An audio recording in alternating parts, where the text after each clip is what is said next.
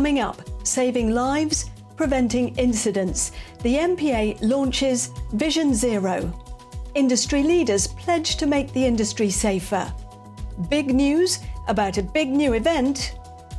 And great people with great ideas.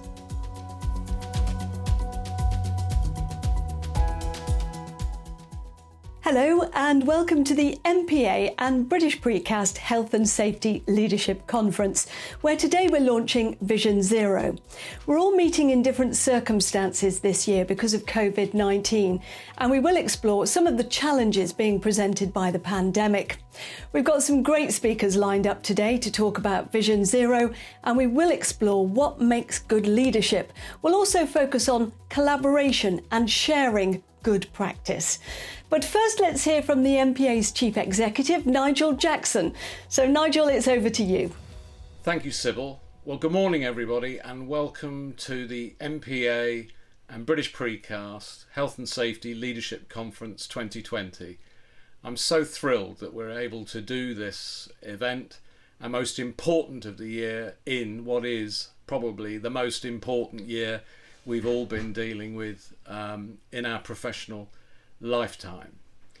I'd like to open by thanking Martin Riley for his chairmanship of MPA over the last 3 years. I think it's well understood that Martin is passionate about health and safety, and his contribution to the work of the MPA and the support and encouragement he's given us has been fantastic. So thank you very much, Martin. Equally, I'd like to give a very warm welcome to Simon Willis, who is the new MPA chairman and who'll be speaking to you presently. I wish him every success as chairman over the next 2 years. I'm sure we'll have just as many challenges as those that we've experienced in recent years, although I hope they're of a different nature. So this is an extraordinary year. I think that it follows 3 very tough years for the industry. I think our most extraordinary year was in 2017, when we suffered so many fatalities. But the good collective work by the industry over the last few years, I think, has really contributed to what appears to be an improving situation in some respects. But as we all know, there's still a long way to go.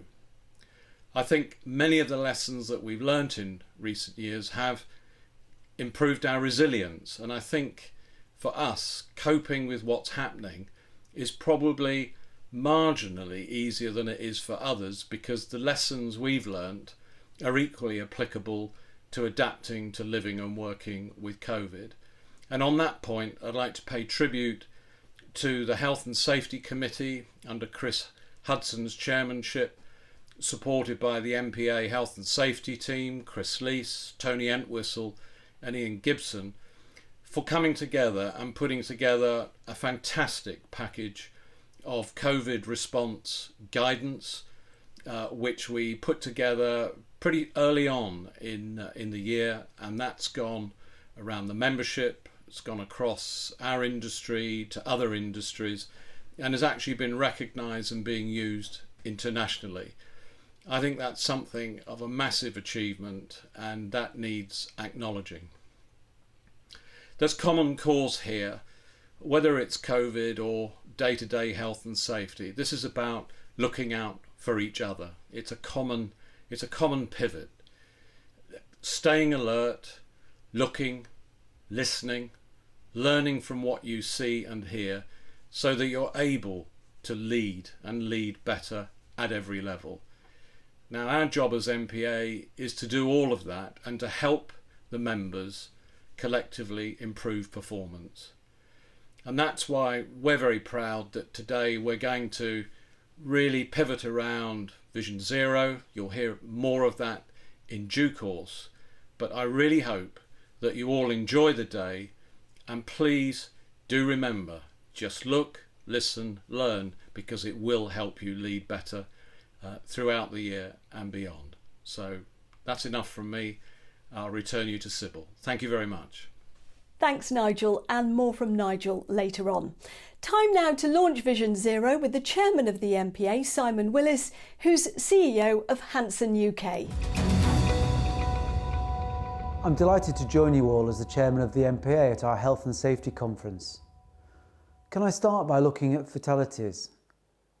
I'm delighted that so far this year we haven't killed anybody in our industry, and that's a remarkable improvement on our terrible performance back in 2017.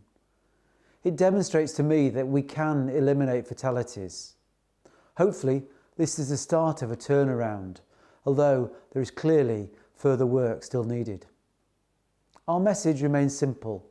We must avoid complacency and continue to lead with both determination and vigilance, working together to eliminate the causes of fatalities, incidents and ill health. But this won't happen without renewed purpose, concentration and effort.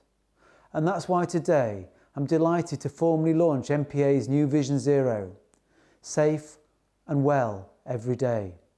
It's our reinvigorated 5-year plan, a new strategy built around the Fatal Six, our platform which concentrates on the risks that we all know from bitter experience are the cause of 94% of all of our fatalities.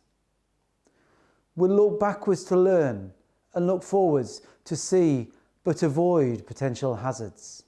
It's founded on competent and committed leadership with zero tolerance of unsafe conditions. And we'll recognise and measure the presence of safety as well as the absence of incidents. It will protect health and safety and well-being and encourage engagement at all levels, underpinned by a new set of shared values with employees empowered to stop the job if they can think of a way to do it more safely. Why? Because in spite of all our cumulative efforts, we're still not yet near to being world-class across all of our industry. We've got numerous pockets of world-class, but we've also got numerous places that none of us should be proud of. We've not yet made the step change we both need and want, and we're only about halfway to Vision Zero. But there is progress. All of our product groups are now measuring health and safety performance, and we know where we're ahead and where we're behind. Our new hard targets incorporate shared values coupled with leading indicators to refocus and redirect our attention as we push for Vision Zero by 2025. We've reset the context surrounding Vision Zero, and so we're all clear about what that means, and we'll use the Fatal Six as a strategic driver to help us achieve our aim. We're reviewing our awards scheme to ensure that we drive innovation across the Fatal Six. In short, we're rolling out a collective action plan so that all of our producer members become part of the same effort.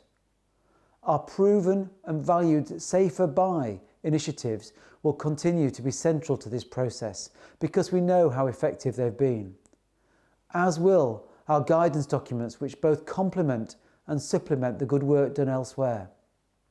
I'm proud of the outputs of our Health and Safety Committee and working groups and delighted that we're now working more closely with British Precast to achieve Vision Zero. All of this plays a part in making the industry a safer and healthier place, a better place for our people to work, a more attractive place for the next generation to choose a career, a sector that is seen positively by the HSE and all our other key stakeholders. But we must also remain vigilant with regards to trespass on our active and disused quarry sites, and we must continue to build the commitment to improved road safety, particularly for vulnerable road users, and make sure that we treat physical and mental health on a par with safety. The MPA plays a vital leadership role by listening to its members, learning from their experiences and compiling their ideas and sharing the best for the benefit of its members. Shared using Safe Quarry, Safe Precast and driver apps. In 2017, we set out to reset the agenda and trigger a step change. In 2018, we discussed closing the gaps and focusing on priorities. And last year, we admitted we needed to communicate clearer, simpler and smarter. Our conferences, therefore, are not one-offs. They form part of a continuum of collective effort to eliminate fatalities and incidents and improve the health and well-being.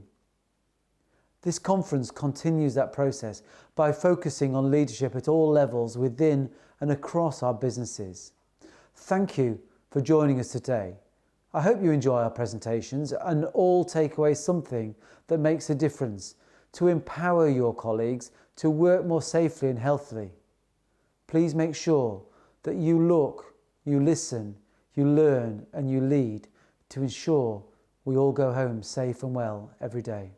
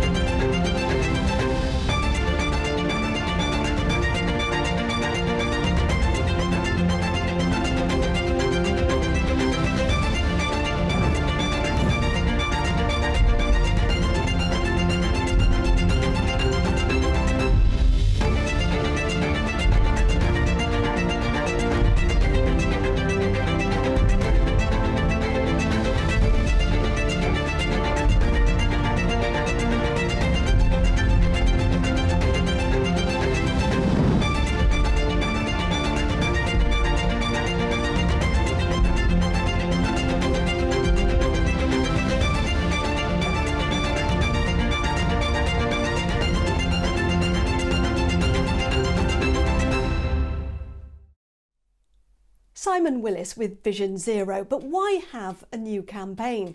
And will this industry's leaders embrace Vision Zero. What does it mean to them?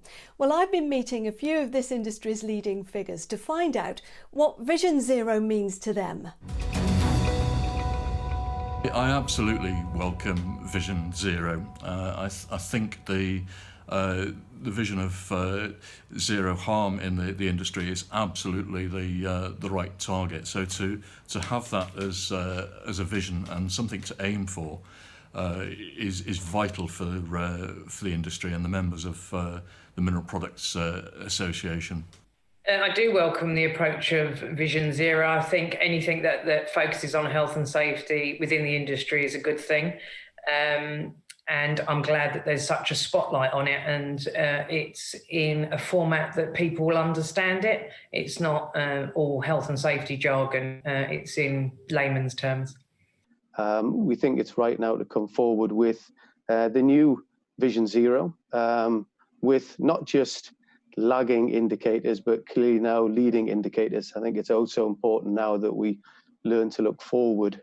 To restart and to reset, I think is right for all of us. And I, for one, clearly support the new vision of zero. The reality is, in British Precast, our health and safety performance is not as good as we would like it. Our members acknowledge that, and we can all do better. And I think this is a great timing, because of the distractions that we've had through this year, to say, right, let's just refocus on the number one priority, which is health and safety. The industry is at a point where it had a significant wake-up around about 2 years ago, when it was very apparent that the accident statistics, and particularly the fatalities that we saw over a 1 year period, I think gave the industry, I think it shook it quite significantly, and I think people realised that perhaps they weren't as good as they thought they were. I think Vision Zero is important because we have a responsibility, and statistics are showing that we're not doing as good as we should be doing, so therefore we have to sit up and take notice. But this common vision is something that underpins, I think, what the MPA is about. It's what the industry is about. You come to work, and you go home safely. The collaborative approach is far more likely to work than people going it alone. And what the Vision Zero does is it provides that cohesion, if you like, and people can choose to take it or leave it. But those people who wish to improve their health and safety performance, what this offers is a route by which they can do it. Between the British Precast members, there has been a lot of collaboration and sharing, and I'll give an example on pre-stressing. Pre-stressing wire rod can be a very dangerous activity, and the members acknowledged that a few years ago. And so competing members work together to come up with procedures to reduce and eliminate the risk in that activity. And that is a very good example of where working together can improve the safety in members' factories. However, there's a lot more opportunities to do this. Far too often we are trying to solve problems on our own. And the reality is none of us know everything. There's not one individual and there's not one company who has all of the knowledge. If we work together and pool that knowledge, pool that resource, we can create safer, better manufacturing factories quicker. Wherever you look in our industry, you'll find groups of people coming together and cooperating and collaborating to try and make our workplaces better for all of us, healthier, safer, and enhancing the well-being of everyone involved. I think this is a sector that, in a sense, specialises in sharing and collaborating. At my very first meeting as chairman of the Health and Safety Committee, we all agreed to share all the health and safety information we had in each company, including videos, best practice documents, and so forth, to help promote good health and safety practices across the industry. And it's a particularly vibrant committee. We regularly get attendance of over 30 plus members. Obviously, the MPA safety awards, as this would have been, is where we come together to share best practice, share new ideas, challenge ourselves, and always look forward. Fundamentally, we're a lot more labour intensive than other parts of the industry. And that's perhaps an excuse that we've used over the years as to why our health and safety performance hasn't been as good as other parts of construction, building materials industry. But we need to put the excuses to one side. Just look at what the best in the industry, the best in the building materials industry are doing, and set those higher benchmarks, those higher targets, and focus on that.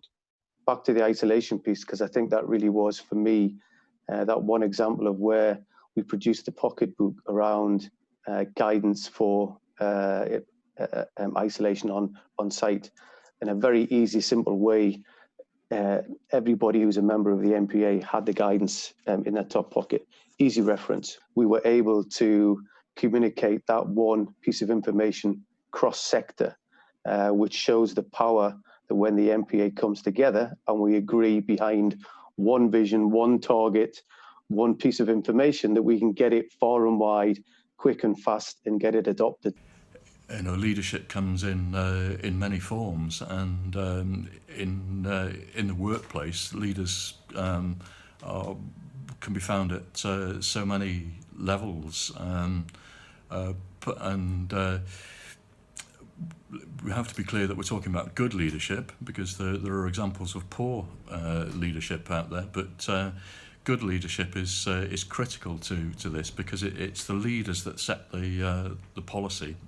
Oh, without a shadow of a doubt, I think to get them on board, that you have to include the employees, make them feel part of it. There's no point running a campaign that they're not going to be interested in it. So involving them is a massive part of Vision Zero.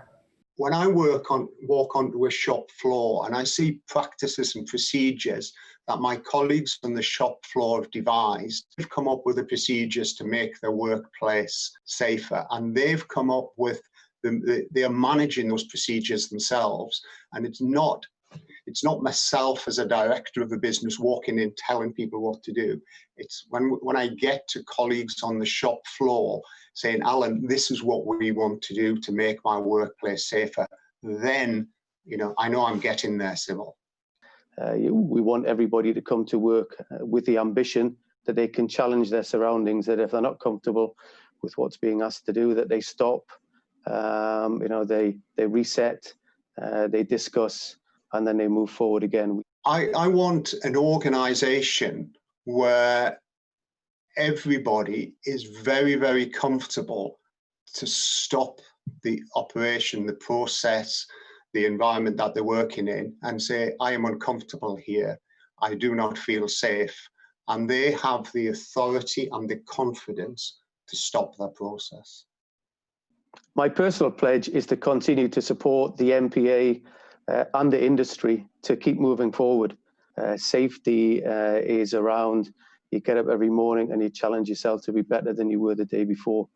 We come to work and we expect to go home safe. Firstly, as president of British Precast, my principal aim is to have British Precast align the health and safety performance behind that of the MPA. Look at the MPA and see what good looks like, and to accept that in British Precast we can do better. I think it's very important that we take our responsibilities as employers on board, and that everybody's got a right to go home after a day's work. And as a family, we like to put our head on the pillow at night and know that we've done all that we can. So I think it's paramount that the health and safety of all the employees. I've always had a strong commitment to good health and safety management. This was reinforced when, as a young assistant manager in a quarry in the Midlands, I had to attend a funeral of an employee who was killed whilst carrying out a maintenance function at the quarry. The sound of his wife and of his 4 young children wailing in that church is something that I will never forget for the rest of my career, and has driven me to always go for the highest standards of health and safety in every area of the business that I've ever worked, and something that I wish to promote across the industry. I I think that it's an opportunity for everyone to get together, cooperate and collaborate, from the most senior director to the newest operative, and work together in order to look after everyone in the way that each of us would wish to be looked after. Although the mineral products sector sounds like it's a very hard-nosed operation, it's also a bit like a family. And I think Vision Zero is what we would want to have for those that we love and care for. Well, that's the view of some of the leaders in this industry. But what about the people at the rock face, the people in the plants and the factories?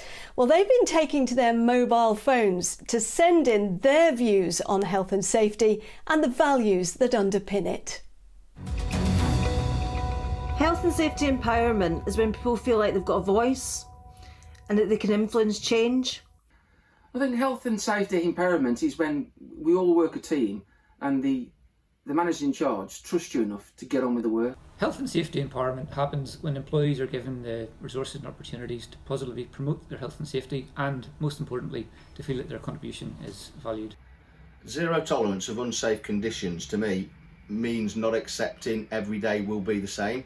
Always looking out for something that may be unsafe, may be an unsafe condition, reporting it and discussing, making sure everybody's aware and dealing with it in a safe manner. Zero tolerance of unsafe acts, to me, means that we will not accept anything but the highest standards when it comes to health and safety, because ultimately people's lives rely on this. Zero tolerance of breedings means what it says on the tin. If we see something unsafe, we'll deal with it there and then. Collaboration and sharing about health and safety is important because there may be information that you don't know but other people do. Collaboration and sharing about health and safety is important because it allows us to all sing off the same hymn sheet. Everyone has a crucial role to play, from the order taker to the receiving customer. Politics needs to disappear. To be able to collaborate and share, you need to have effective communication. Whether it's a daily briefing with employees on site, or whether it's sharing of important information to colleagues at other sites, or learning of good and bad practices. Collaboration and sharing about health and safety is important because other sites have often encountered the same situations and have come up with innovative solutions that can help keep your workforce safe. To me, health and safety means that everyone who begins work on that day comes home safely. Health and safety is everything. It's a massive part of our culture. We couldn't operate without it. It's everything. It protects us all. Health and safety is everyone making it home. The health in health and safety is more important than ever. Taking time to listen to people and promote positive mental well-being goes hand in hand with preventing injuries and illness. To me, health and safety means keeping it simple, doing the simple, right things every time. To me, safety means work safe, home safe. When something doesn't feel right, at some level, it probably isn't. Stay safe. Take no chances, make no excuses. So to me, health and safety means everything. It's a way of life. There is nothing more important on site. There is no excuse. It's mandatory and it's part of our DNA as an operations team. It means feeling protected in our work environment, knowing we have the correct procedures, systems and training in place for all our workforce. Health and safety empowerment means to me that if anybody in the quarry has any concerns, suggestions or ideas, they can approach anyone at any level to speak about it. Health and safety means to me ensuring that ourselves, our colleagues, anyone that's on our site returns home from work safely to their loved ones. Thanks to everyone who sent in their views. Well, we're launching Vision Zero today, but how's it going to work in practice? And how will it dovetail with the fatal 6, those 6 high consequence hazards? Well, Chris Lees is a former chairman of the MPA's Health and Safety Committee, and Chris is now the MPA's Special Advisor on Health and Safety. And it was Chris who helped to devise Vision Zero. Well, Chris and I met up for a virtual chat to find out more. Now, Chris, we've heard about the fatal 6. Can you just emphasise once again why they're so important? We just can't accept the idea that people lose their lives through their work or by coming into contact in some way with our industry. And to help us to deal with the causes of these most serious incidents, the industry has distilled down from its accident statistics and identified these six categories, the so-called fatal six, where people are most likely to be seriously harmed as a result of our operations.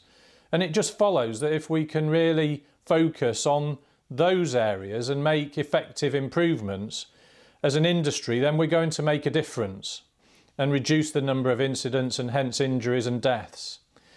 It's not to say that there aren't other important areas to concentrate on, because of course there are. It's just that these are the six identified as having the most significant potential. So, let's focus on those. And the strategy itself is clear, that we will firstly have an unrelenting approach to eliminating the things that can kill or seriously harm people. I mean, that's clearly the fatal six.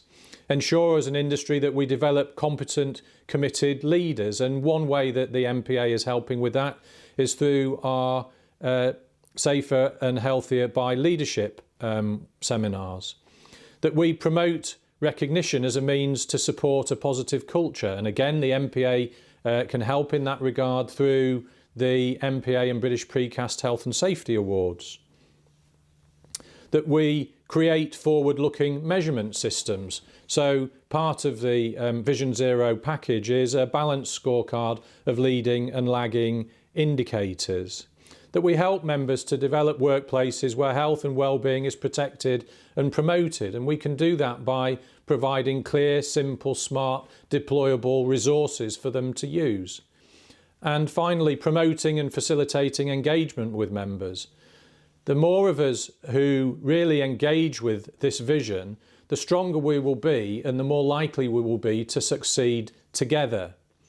So it's a refreshed approach focused on the causes of the most serious incidents, based on the fatal six and designed to be a springboard for further progress on our journey towards zero. And this, of course, is what our chairman has launched today. Chris, can we talk about values now? What do values mean to you, and what do they mean to the industry? For me, one important thing has always been about trying to do the right things, identify what seems to be the right thing to do in a situation and do my best to bring it to pass. And I really think that that's reflected in the MPA's new safety values. For me, they're a reflection of doing what's right. Of course, it's right for every worker to feel that they're empowered to stop the job if they feel that it's unsafe. Of course, we won't succeed unless we have engaged, committed and visible leadership at all levels in our organisations. It can't be right to tolerate working conditions which we know to be unsafe. And it just has to be right to ensure that initiatives are implemented properly, clearly, simple, smart, deployable resources, clear principles that make it easy for people to do the right thing. And why wouldn't we share and collaborate together and with the wider industry to ensure that we have all of the best knowledge and good practices and access to those things? And of course, like any good citizen, we should always aim to comply with the law. But aim, of course, to go beyond what's required to what's best, world class, if you like. Chris, we've seen what people think. How are you going to persuade workers and companies to back Vision Zero? You need people to come with you, don't you? Yes, of course we do. And in the end, I think it's all about leadership. And we've seen lots of leaders today, people who make a difference, who positively influence people's behaviours. And I think the majority of our members need no persuasion that Vision Zero is right, keeping everyone safe and well by eliminating the causes of serious harm. Nobody's going to argue with that.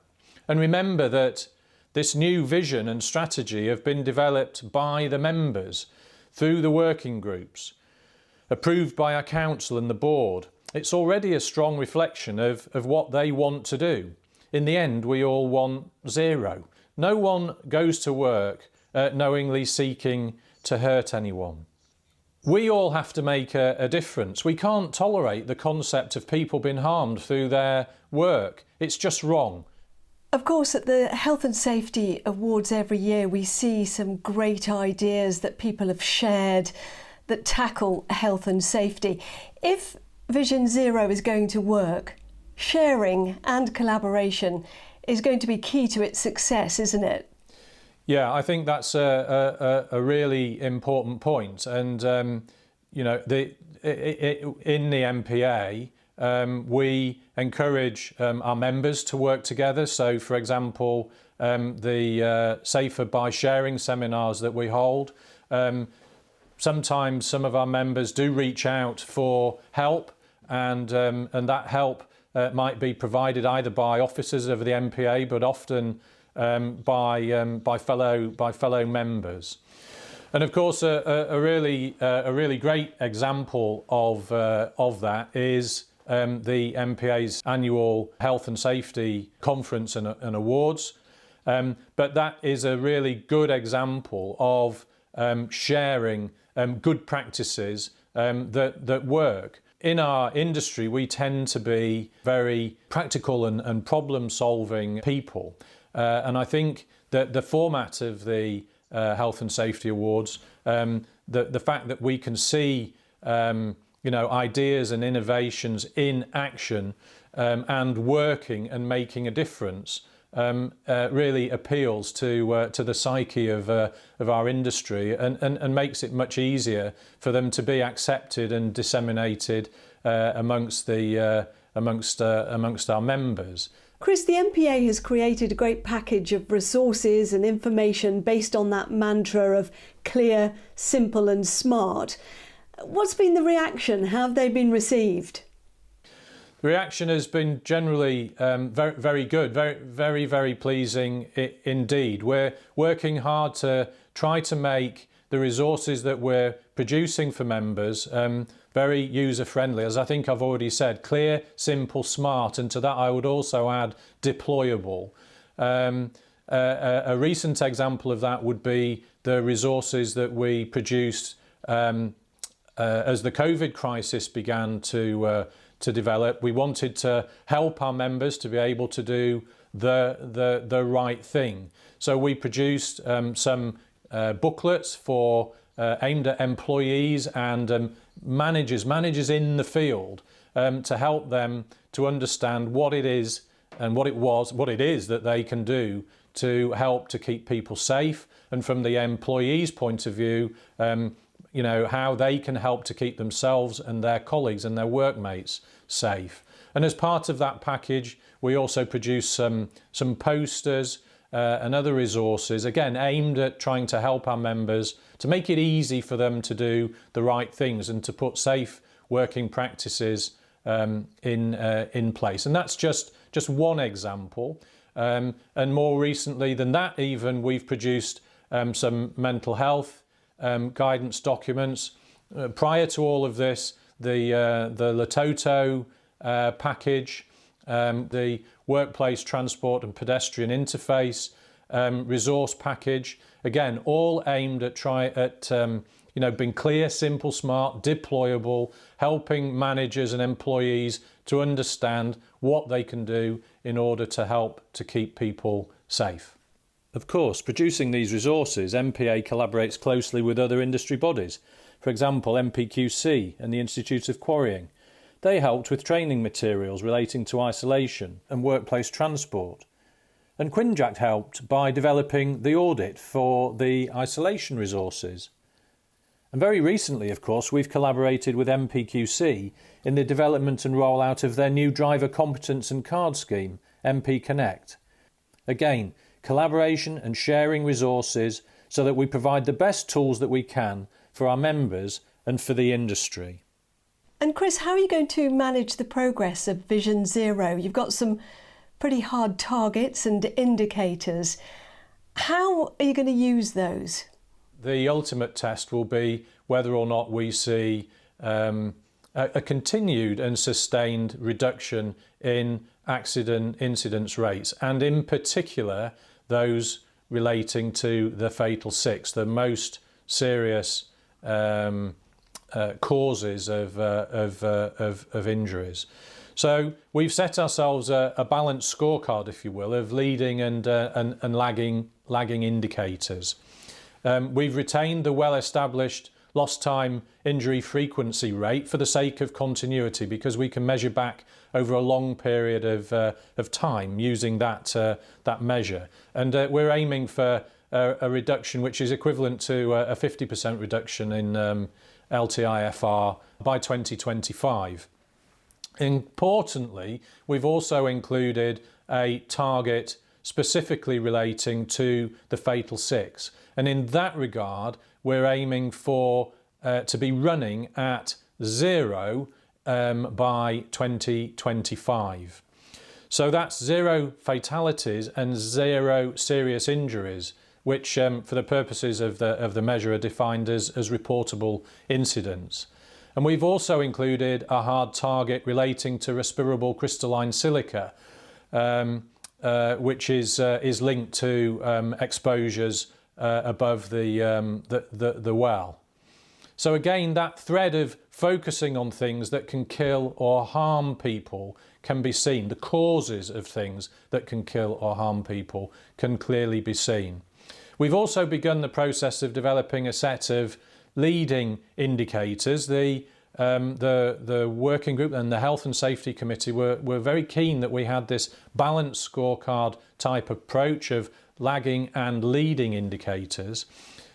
So with leading indicators, we're trying to look ahead. Are we doing the right things as an organisation? And as members, are we doing the things that will help to reduce incidents?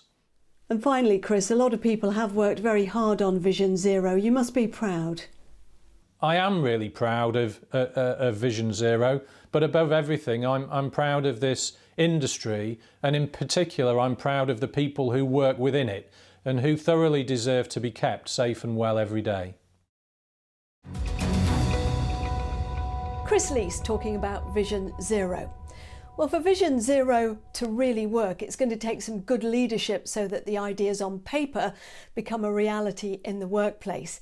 Time then to put some of the industry leaders into the spotlight and to explore with them how good leadership can make working life healthier and safer. Before we hear from them though, let's hear from the workforce. Good health and safety leadership is leading by example, influencing good attitudes and behaviour, working safely and following all company procedures. Good health and safety leadership to me is engaging with our teams to ensure that they've got the correct resources required to carry out the job as safely as possible. Good health and safety leadership is being 100% committed and passionate about it, taking full ownership for health and safety, being competent to know the right from wrong. In essence, being the figurehead for others, the long-standing and new, visitors and our contractors. And by the result of your actions, show others how they should deal with and challenge and ultimately adopt good practice and the right behaviours. Good health and safety leadership is about listening to those around you and coaching those that need it to make sure everyone stays safe and healthy.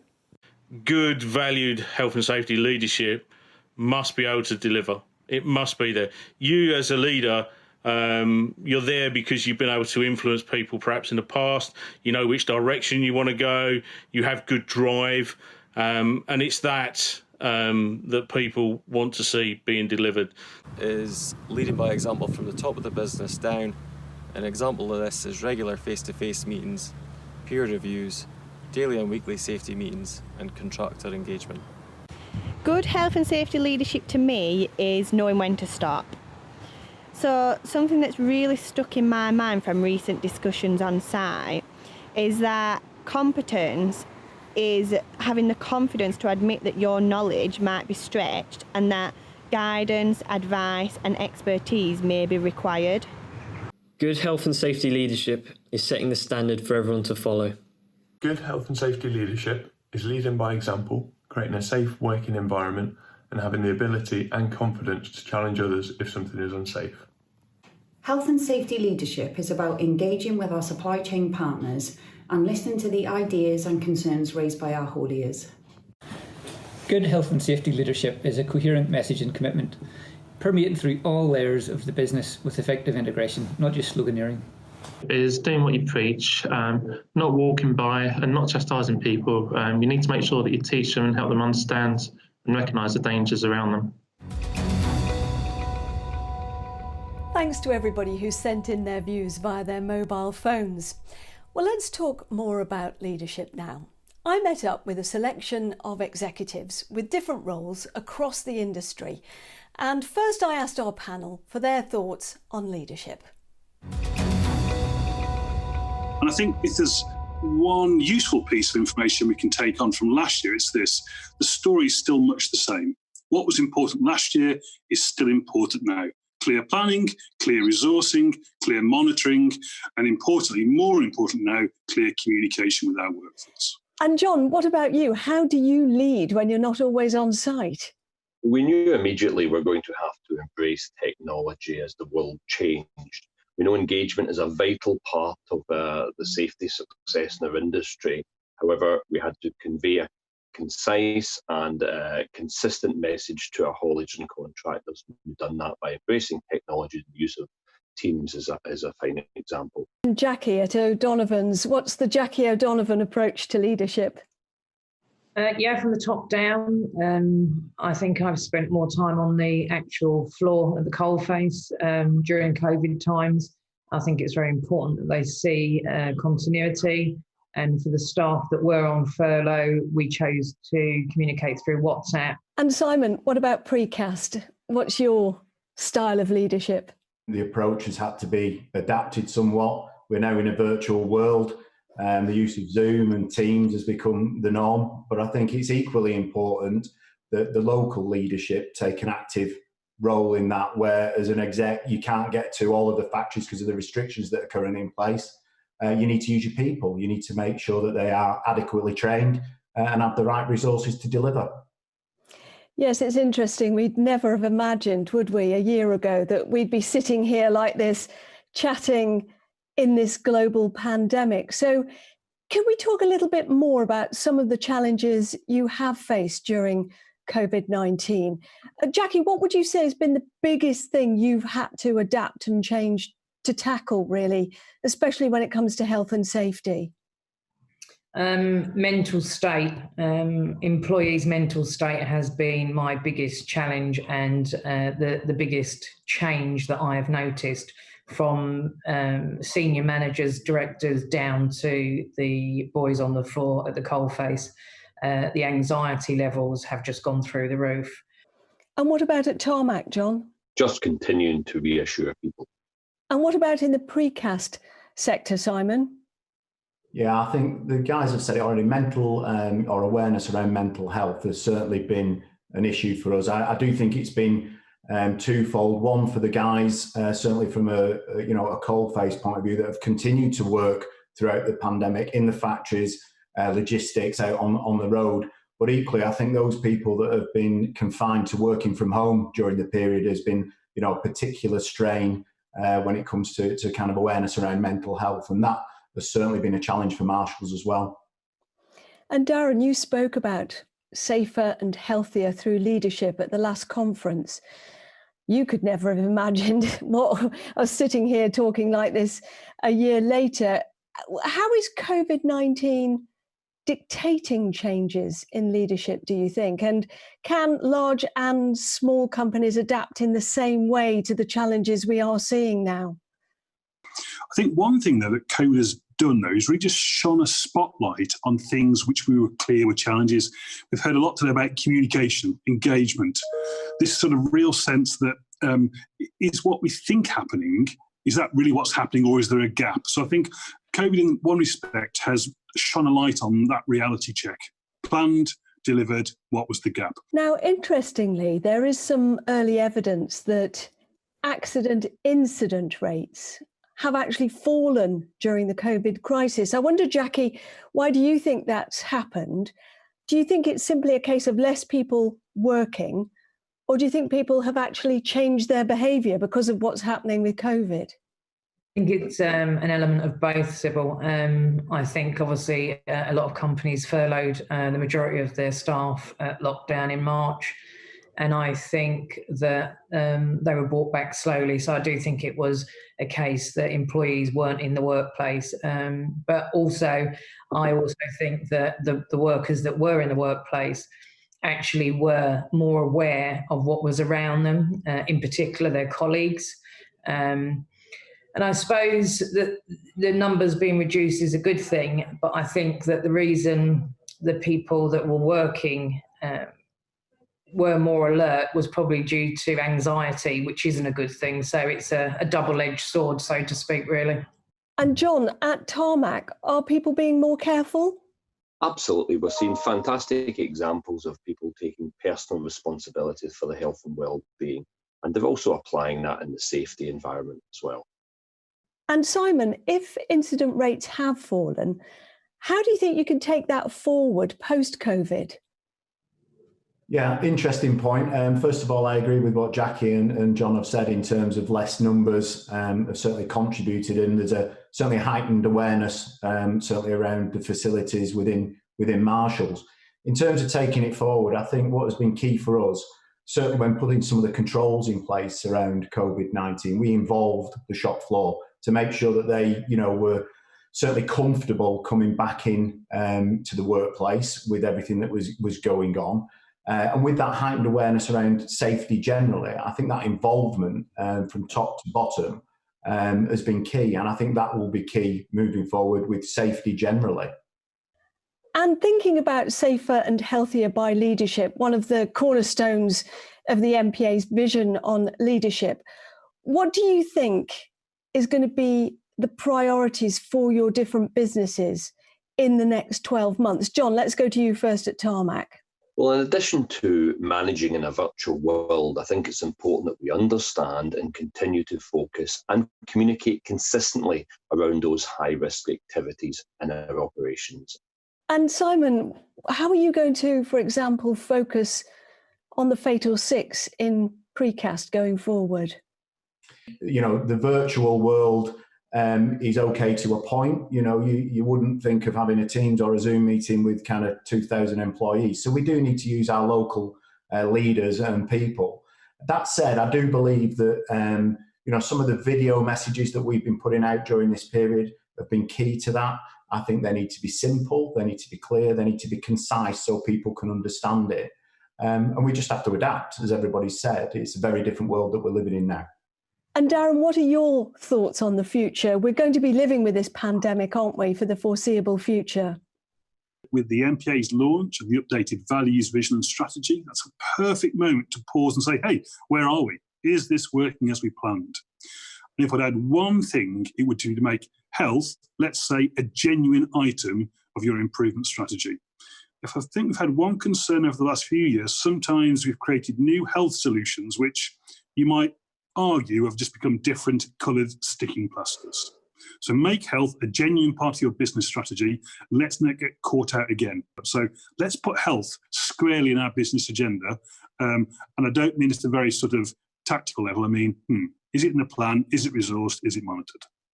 And Jackie, your company won the Frank Davis last year. How have you had to adapt? The team have really come together. There's been a really strong camaraderie amongst them. And I think there's been a real sense of, we've all got to pull together, which has been fantastic to see, but we've all got to stay safe. So, challenging, but bring on the challenge. John, I know at Tarmac you've got one card and you've worked on MP Connect across the industry with the MPA and the MPQC, the Mineral Products Qualification Council. Do you think that example of sharing knowledge can go even further now?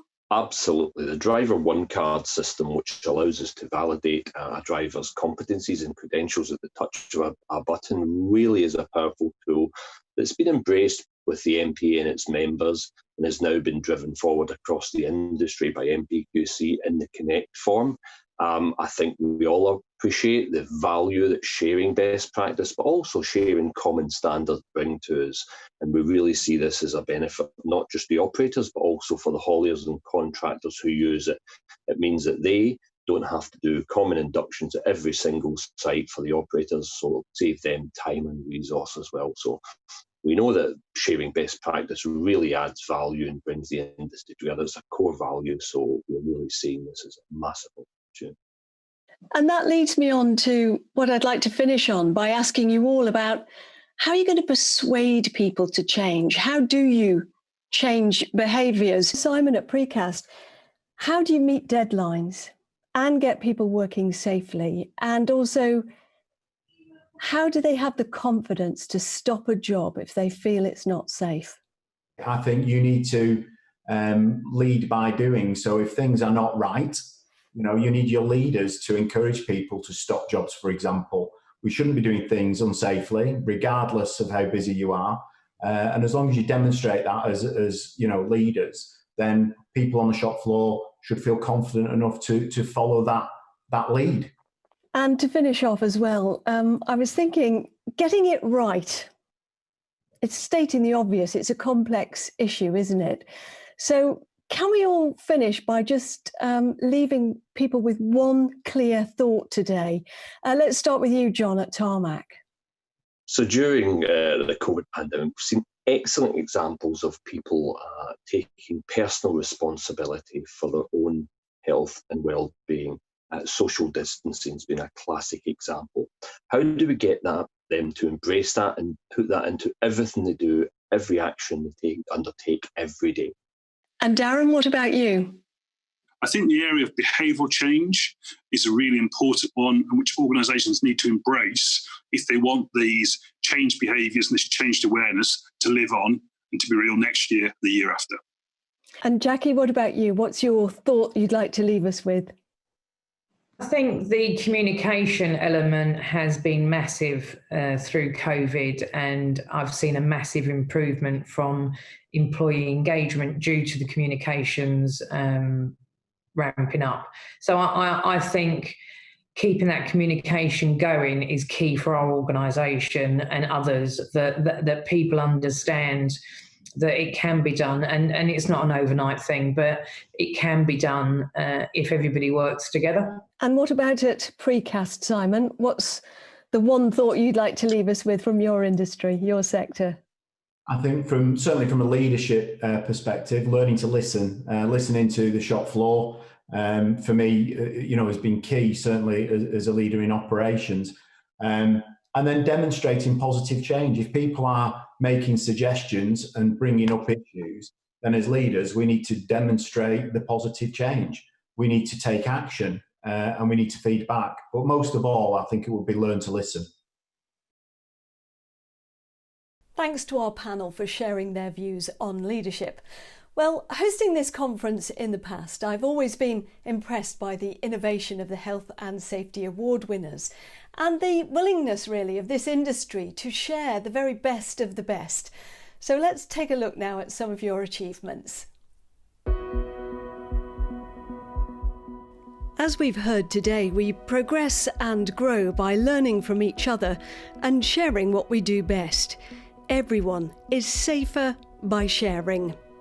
The MPA's Health and Safety Awards have been the inspiration for innovation and improvement across all sectors of the industry for over 20 years.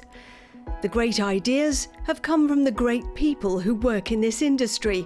Solutions have been created in quarries, plants, factories, workshops, and out on the road. Members have shared good ideas which have been developed and enhanced to become standard good practice across the industry. All companies have played their part, large, medium and small, from contractors to suppliers. Good practice, world-class solutions that save lives and stop people getting hurt.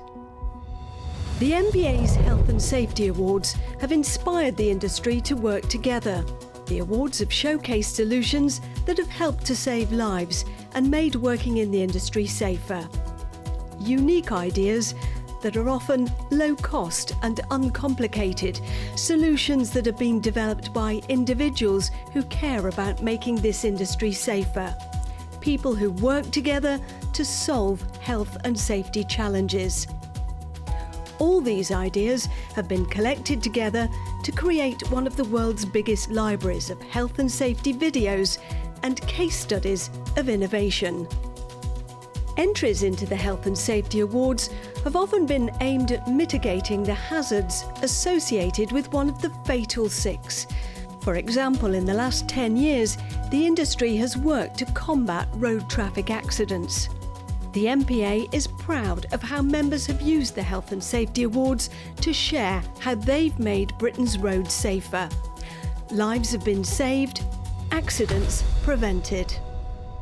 Over the years, the MPA Health and Safety Awards have been the highlight of the MPA's Health and Safety Conference. This unique event highlights best practice, promotes knowledge and learning. It celebrates individual achievement and excellence in member organisations. Recognising and rewarding success is a key component of improving health and safety across all sectors of the industry. Highlighting and celebrating success is a cornerstone of the mineral products industry. Sharing expertise helps to keep everyone safer and healthier.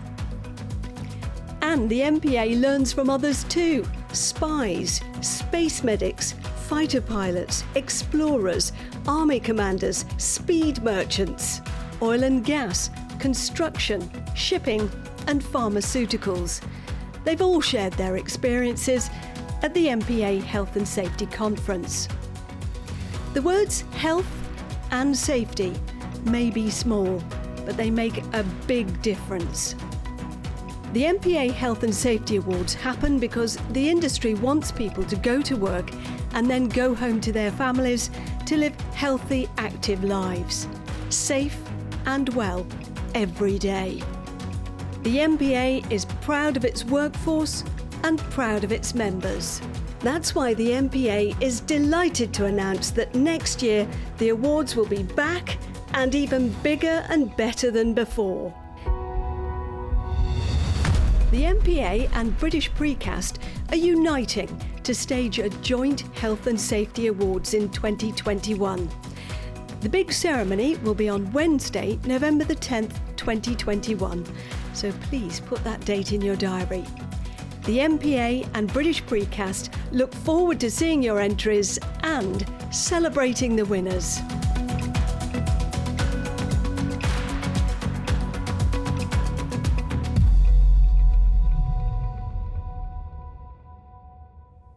And how we look forward to meeting up for that event next year. At this point, I'd like to say a big thank you to all our contributors and a special thank you as well to the great people across the country who shared and collaborated with us to give us their views on health and safety. Thanks very much to all of you. Now, to finish up today, let's go back over to the MPA's Chief Executive, Nigel Jackson. Thank you, Sybil. Well, I wouldn't want any of you to think for one moment that just because we haven't occupied 30 Euston and been all over the country filming and interviewing you that this is necessarily a breeze to put together. It's actually been a really good exercise in teamwork, and clearly it could never be quite as physical as our normal process, but nonetheless it has been quite complex. So I just wanted to thank a number of people who've helped make today, I hope, a success, and that you've really enjoyed it, and above all may have something you can take away and employ with colleagues back in your businesses. So firstly, I'd like to obviously thank Sybil and her husband Tom, who've acted as anchors for the process. We know Sybil well, she knows us, and she brings a great deal of knowledge and experience to bear as part of the conference process, so thank you very much. To all of our speakers, thank you for giving of your time. I know it's been logistically challenging, but we do appreciate you finding time to contribute to today. And to all those very interesting characters who we've been able to get clips on mobile phones from, I repeat what I've said over the years. People say, oh, you don't get the characters. I've always said that's rubbish. You do. And I think the evidence was plain to see. But it was really great to get that rich, wide range of views from people who are operating in all sorts of situations on our activities around the country. So thank you very much indeed for being good sports and playing along. Thanks again to the Health and Safety Committee and the working groups, without whose effort none of the outputs from the MPA could happen at all. That is so important to us. If we don't have the members, we don't have an association. I also want to thank Elizabeth Clements, Paul Pounceford, Fran Wing and Rhiann Geary, who I work with closely on a whole host of issues, particularly on the general management and communication. We're very fortunate with Liz and Paul to have many years of experience in and around the health and safety environment, and they've really brought something special to our work this year, supporting the work of Chris, Tony and Ian as the health and safety specialists. They've been very much in the driving seat for today, and you should be, on your behalf, I'd like to thank them for the work that they've done. Clearly bringing this all together into hopefully an enjoyable televisual format. Thanks go in the usual way to Tim and George Payne, who we've been working with for many years, and really without them I think we've really struggled to do anything, whether it's live at 30 Euston or virtually such as today. Above all, I'd like to thank all of the members for joining us today and attending. I hope it's delivered what I hoped I'd said in opening, giving you something to look at, to listen to and to learn from, to help you lead better in future. We'll be looking forward to getting your feedback. We'll probably be listening and learning ourselves to try and improve this way of working with the members in future, and we look forward to that. And I think probably it's pretty important just to remind ourselves of the need to stay alert, whether it's because of COVID or any other potential hazard. But when it comes to COVID, I think less is more, and the hands, face, space. It took a long time for government to get there, and I know they can't write sentences of more than about 3 words anyway, based on recent campaigns, but on this occasion I happen to think they've got it right, and if only everybody in the country followed that simple advice, we'd be in a better place. It's a bit like us making sure that we deliver Vision Zero. Thank you very much for your time and attention, and I very much hope we're able to see you in person in the normal way this time next year. But let's just suspend judgment on that for a wee bit longer. And thank you once again. Goodbye.